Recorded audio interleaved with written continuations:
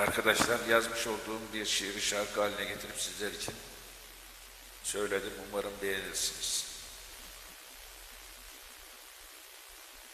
Kullanılmış bardak gibi attın sen yerlere beni, bir daha sever miyim? Kararmış o kalbini, bir daha sever miyim? Kararmış o kalbini. Yollarıma güller sersen, ayağıma da serilsen, kırdığın bu kalbimle ben sever miyim seni ben? Yollarıma güller sersen, ayağıma da serilsen, kırdığın bu kalbimle ben sever miyim seni ben?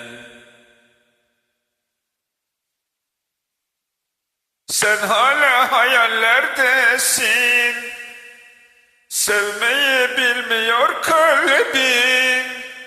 Ben hep teselli ederken sarılıp gitme derdin. Ben hep teselli ederken sarılıp gitme derdin.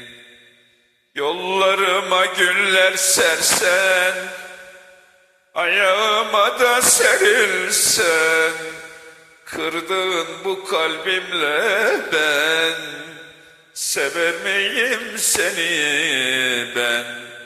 Yollarıma güller sersen, ayağıma da serilsen, kırdığın bu kalbimle ben sever miyim bilemem, sever miyim seni